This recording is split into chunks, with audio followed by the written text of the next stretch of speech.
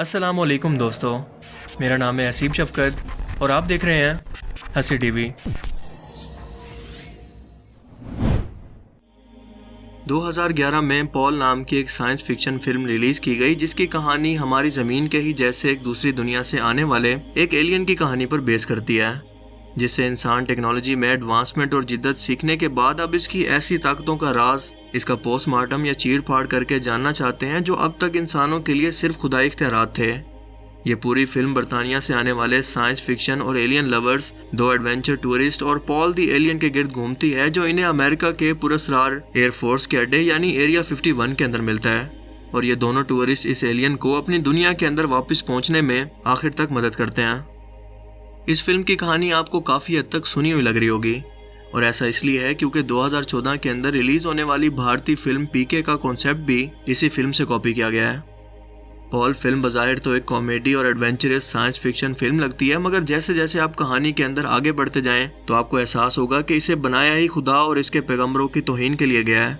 ये हर तरह से आपको लादीनियत के लिए कन्विंस करने की कोशिश करती है ताकि आप सोचने पर मजबूर हो जाएं कि एक एलियन मखलूक जब इस तरह के तमाम खुदाई इख्तियारात हासिल कर सकती है तो खुदा के वजूद का तस्वुर जो कि आज तक हमें सिखाया और समझाया जाता रहा, क्या वो वाकई सच भी है या सिर्फ हमारा वहम जो कि सुन सुनकर हमारे बड़ों से हम तक मुंतकिल हुआ। इस फिल्म के अंदर बाकायदा मजहबी लोगों की, खसूसन क्रिश्चियन मजहब की खास तौर पर तौहीन की गई है और इंसानों की तख्लीक से मुतल्लिक डार्विन के नज़रिए को बार बार वजाहत करने की कोशिश की गई है कि क्यों दुनिया को इसे सच मानना चाहिए। यही सच है कि इंसान बंदर से ही मौजूदा इंसान के अंदर बदला है और खुदा जैसी कोई हस्ती दरअसल मौजूद ही नहीं है। ये पॉल एलियन फिल्म के एक सीन के अंदर इंसान और कायनात की क्रिएशन का सुनकर गुस्सा हो जाता है और एक लड़की से कहता है कि अगर खुदा ने इंसान को अपनी शक्ल पर पैदा किया है जैसा कि बाइबल के अंदर लिखा है तो इसने मुझे किसकी शक्ल पर पैदा किया। तुम मजहबी लोगों का कुछ नहीं हो सकता क्योंकि तुम लोग कम अकल और स्टूपिड हो। मैं किसकी छवि में बन गया? और फिर इस लड़की के सर पर हाथ रखकर अपने दिमाग में मौजूद डार्विन की एवोल्यूशन थ्योरी का नक्शा और इन्फॉर्मेशन बिना कुछ बोले इसके दिमाग में ट्रांसफर करता है, जो कि मार्क ऑफ द बीस्ट यानी शैतानी छाप की तरफ इशारा है, जिसका मकसद इंसान को इस तरह खुदा के वजूद से बदजन करके इसके ज़हन को ऐसी बेतुकी और झूठी थ्योरी से आलूदा करके इसे एक ऐसे मसीहा पर यकीन दिलवाना है जो कि आसमानों से नाजिल होगा और दुनिया के सामने खुद को एक खुदा या मसीहा के तौर पर पेश करेगा। और जाहिर है कि जो लोग ऐसी थ्योरी से ब्रेन वॉश होकर लादीनियत को अपना चुके होंगे वो इस झूठे मसीहा दजाल पर यकीन कर लेंगे।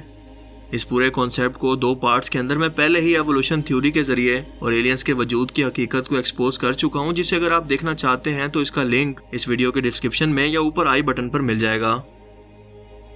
पॉल को दरअसल इस फिल्म के अंदर ऐसे ही झूठे मसीहा के तौर पर दिखाया गया है ताकि इंसानों को वक्त आने पर इस झूठे मसीहा के लिए तैयार किया जा सके और ज्यादा मेहनत ना करनी पड़े। कई क्रिटिक्स और सेंसर बोर्ड के मुताबिक इस फिल्म को लादीनियत को प्रमोट करने के लिए और दुनिया के तमाम मज़ाहिब खास तौर पर क्रिश्चियनिटी को तौहीन करने के लिए सोच समझ कर बनाया गया है। और मैं ऐसा इसलिए कह रहा हूँ क्योंकि पॉल के पास वो सब मौजूद हैं जो कि बाइबल और कुरान के मुताबिक हज़रत ईसा अलैहिस्सलाम के पास थे, यानी मुर्दे को जिंदा करना। जैसे हज़रत ईसा अलैहिस्सलाम मट्टी के परिंदे बनाकर इन पर फूंक मारते और अल्लाह के हुक्म से इन्हें जिंदा कर देते, बिल्कुल इसी तरह से पॉल ये काम फिल्म के अंदर पहले एक ऐसे मुर्दा परिंदे को जिंदा करके करता है जो कि इनकी गाड़ी से टकरा कर इनके सामने मुर्दा हालत के अंदर मौजूद होता है और जिंदा करने के बाद ये इसे खा लेता है।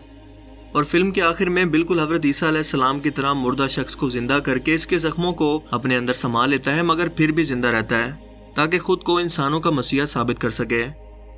हज़रत ईसा अलैहिस्सलाम का एक और मौजज़ा भी था कि वो अंधों को और कोड़ी के मरीजों को शिफा अता कर दिया करते, मगर अल्लाह के हुक्म से। पॉल भी इस फिल्म के अंदर बिल्कुल ऐसा ही करता है और इस लड़की को पहले खुद पर भरोसा करके अपने करीब आने के लिए कहता है और इसकी आंख पर हाथ रखकर, जो कि आंखों में मोतिया की वजह से सफ़ेद हो चुकी है और ये लड़की कानी थी, इसकी आंख को ठीक कर देता है। और ये सब करने के बाद इसकी आंख खुद से सफ़ेद होकर फिर खुद से ठीक भी हो जाती है। यानी यहाँ पर वो खुद को ऐसे झूठे मसीहा के तौर पर दिखा रहा है जो कि एक आंख से काना होगा और आसमानों से या दूसरी दुनिया से इंसानों को एक मसीहा के तौर पर दुख और दर्द से निजात दिलाने के लिए यहाँ जमीन पर आएगा। आपको बस इस पर भरोसा करके इसके करीब हो जाना है। इसकी शक्ल और सूरत देखकर आपको बिल्कुल भी इससे डरना नहीं है। आप सोच कर देखें कि किस कदर चालाकी से आपके सबकॉन्शियस माइंड के अंदर आपको ये सब कुछ सिखाया जा रहा है और बार बार इतनी बार दिखाया जा रहा है कि आप इसे देख देख कर आखिरकार सच मान लें और आपका दिमाग आखिरकार इसे कबूल कर ले। یہ جھوٹا مسیح بھی حضرت عیسیٰ علیہ السلام کی طرح بغیر کسی باپ کے پیدا ہوا اور زمین پر جیسے حضرت عیسیٰ علیہ السلام لوگوں کو گمراہی سے نجات دلا کر اور ایک اللہ کا راستہ دکھانے کے لیے آئے تھے، پال یہاں پر لوگوں کو ہر جگہ پر موقع ملنے پر ہر طرح کی شیطانی تعلیم دیتے ہوئے ہمیں فلم کے سینز کے اندر دکھائی دیتا ہے، جو کہ ظاہر ہے کہ دجال کی نشانی ہے، جو شیطان کا سب سے بڑا مورا ہے، اور اس کی تعلیم ہی یہی ہے کہ انسان کو کسی بھی قسم کی مذہبی تعلیمات کو فالو کرنے کی ضرورت نہیں ہے، اسے دنیا کے اندر رہتے ہوئے جو بھی کرنا ہے وہ اپنی مرضی سے کرے، اور مذہب تو دراصل ایک زنجیر ہے جو کہ تمہیں باندھ کر رکھتی ہے اور اپنی مرضی اور خوشی کو حاصل کرنے سے روکتی ہے۔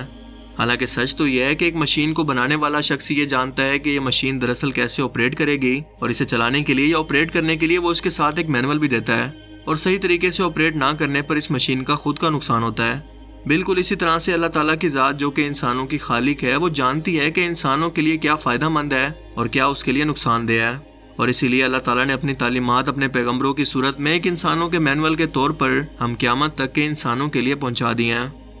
مگر شیطان کی یہ فطرت ہے کہ وہ ایسی تعلیمات جو کہ اللہ تعالیٰ نے انسانوں کی ہدایت کے لیے بھیجی ہیں، ہر اس چیز کو انسانوں سے الٹا کر کے کروانے کی کوشش کرتا ہے، اور اسی لیے ہم دیکھتے ہیں کہ پال ایک بچے کو چوری کرتا ہوا دیکھ کر اسے انکریج کرتا ہے کہ تم نے بہت اچھا کیا۔ فلم کے اندر مسلسل گالیاں دیتا ہے، سگریٹ نوشی اور ڈانس کرتا ہوا نہ صرف نظر آتا ہے بلکہ اپنے ساتھیوں کو بھی اس کے لیے مجبور کرتا ہے۔ اسی فلم کے سین کے اندر ان دونوں دوستوں میں سے ایک دوست اس لڑکی کے پاس جا کر اسے سمجھانے کی کوشش کرتا ہے جس کی آنکھ کو پال نے کچھ دیر پہلے ٹھیک کیا۔ یہ لڑکا اس لڑکی کو سمجھاتا ہے کہ کوئی جنت نہیں ہے، کوئی جہنم کا کانسیپٹ دراصل ہے ہی نہیں، تم شراب پیو، زنا کرو، گالیاں دو، جو تمہارا دل کرتا ہے تم وہ کرو، تم جو پہلے سے اتنی مذہبی ہو اب تمہیں کسی بھی دینی تعلیم کو فالو کرنے کی ضرورت نہیں ہے، کیونکہ تم نے اصل زندگی اب جینی ہے سچ کو جان کر کہ دراصل خدا جیسی کسی چیز کا وجود ہی نہیں ہے۔ یعنی کوئی سورگ نہیں ہے، کوئی نرک نہیں ہے، کوئی صحیح نہیں ہے، کوئی غلط نہیں ہے، کچھ پاپ نہیں ہے۔ اور یہ لڑکی یہ سن کر موقع پر ہی نازیبا قسم کی گالیاں دیتی ہے اور سیکشول حرکتیں شروع کر دیتی ہے، یعنی اونچی آواز کے اندر غلیظ اور گندی گالیاں، جس سے وہ ثابت کر سکے کہ وہ اب دینی تعلیمات سے یا مذہب کی تعلیمات کی زنجیروں سے آزاد ہے۔ اس فلم میں بار بار گیزم کو پروموٹ کیا گیا ہے، یعنی ایسا قوم لوط کا عمل جس کی وجہ سے قوم لوط پر اللہ تعالیٰ کی طرف سے عذاب آیا تھا، اور شیطان آج بھی اس عمل کو انسانیت کے رشتوں کو نیچرل طریقوں سے ہٹ کر توڑنے کے لیے سر توڑ کوششیں کر کے انسانوں کو اور اس کی آنے والی نسلوں کو تباہی اور بربادی کی طرف لے جانا چاہتا ہے۔ فلم میں بار بار لوگ ان دونوں ٹورسٹ کو گے کپل کہتے ہیں، ایون کہ ہوٹل میں بھی پوچھا جاتا ہے کہ کیا آپ دونوں ہنی مون پر آئے ہو۔ اس کے بعد پال بھی یہ سوال کرتا ہے مگر نہ کے جواب میں کہتا ہے کہ یار یہ تو نارمل ہے اور تمہارا حق بھی ہے، سو اس میں شرم کیسی۔ جب پال اس مردے کو زندہ کرتا ہے تو اس لڑکی کا باپ اپنے ہاتھ کے اندر بائبل رکھے ہوئے یہ کہتا ہے کہ یہ خدا کا معجزہ ہے جس نے اسے زندہ کر دیا، مگر پال یہ کہہ کر اس کا مذاق اڑاتا ہے کہ یہ مذہبی لوگ کبھی نہیں سدھریں گے، یعنی یہ بے وقوف اور کم عقل لوگ ہیں جو کہ ہر معجزے کو خدا کے ساتھ جوڑ دیتے ہیں۔ یہ بے وقوف لوگ ہیں جن سے بحث کرنے کا فائدہ نہیں، یعنی مذہبی لوگوں کو اتنا بے وقوف اور کم عقل بنا کر پیش کیا جا رہا ہے کہ وہ خود کو معاشرے میں یا مذہبی تعلیمات کو اپنی بے عزتی کے ڈر سے پھیلانے کا سوچ بھی نہ سکیں اور اسی کے ڈر سے اس کام سے باز آ جائیں۔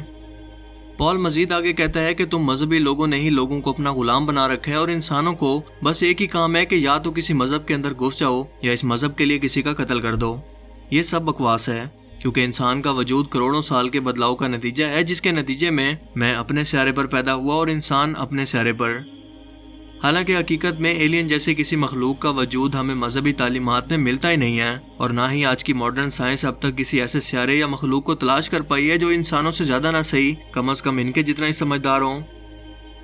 پال فلم کے اندر جگہ جگہ پر غائب ہو کر یہ دکھانے کی کوشش کرتا ہے کہ وہ اور اس کی سمجھدار مخلوق انسانوں کی نظروں سے دور رہ کر بھی ان کے درمیان موجود ہے، ان پر نظر رکھے ہوئے اور موقع ملنے پر یہاں پر آتی بھی رہتی ہے، وہ انسانوں کے بارے میں سب جانتی ہے۔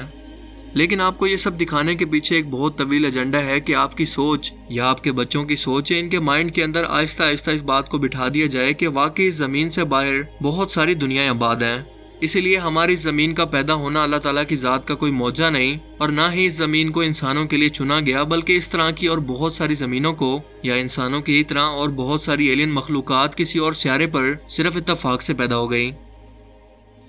اور سب سے بڑھ کر ان ایلینز کو انسانوں سے زیادہ سمجھدار، ذہین اور ایسے معجزات کا حامل دکھانا جس کا انسان صرف تصور ہی کر سکتے ہیں۔ کیا آپ اس کا مقصد دراصل جانتے ہیں کہ کیا ہے؟ وہ یہ ہے کہ جب دجال خود کو ایک مسیح کے طور پر یا ایکسٹرا ٹریسٹریل بینگ کے طور پر انسانوں کے سامنے پیش کرے تو لوگ ذہنی طور پر اس کے قائل ہو چکے ہوں کہ ان سب ایلینز کو اور باقی تمام دنیاؤں کو پیدا کرنے والا خالق یا خدا یہی ہے جو کہ انسانوں کی نظروں سے دور ہو کر اور وہ اپنے نمائندوں کے ذریعے جنہیں ہم پیغمبر سمجھا کرتے تھے ہم انسانوں سے باتیں کیا کرتا. اسی لیے آج وہ ہمارے سامنے وہ معجزات کر رہا ہے. اس کے پاس جنت اور جہنم موجود ہیں. مردوں کو زندہ کرنے کا اختیار ہے جو کہ خالق یا انسانیت کا مسیح خدا ہی کر سکتا ہے جو کہ اب زمین پر آ چکا ہے اور سب کو اس کے سامنے سجدہ کرنا چاہیے. یہ اس قدر شدید فتنہ ہے. اسی لیے اللہ کے رسول صلی اللہ علیہ وآلہ وسلم نے بار بار اپنی امت کو اس سے خبردار کیا. اللہ تعالی ہمیں اس فتنے کو سمجھنے کی اور اس سے بچنے کی توفیق عطا فرمائے. آمین. اگر آپ میری ویڈیوز کے تمام نوٹیفیکیشن انسٹاگرام پر حاصل کرنا چاہتے ہیں تو اس کا لنک آپ کو نیچے ڈسکرپشن میں مل جائے گا. اگر آپ کو یہ ویڈیو اچھا لگا اور اس سے کچھ نیا جاننے کو ملا تو اسے ضرور لائک کیجیے اور اپنے دوستوں کے ساتھ بھی اویئرنیس کے طور پر ضرور شیئر کریں. اب میں ملوں گا آپ سے ایک ایسے ہی نئی انٹرسٹنگ ویڈیو میں. تب تک کے لیے اپنا بہت سا خیال رکھیے گا. Thanks for watching this video. اللہ حافظ.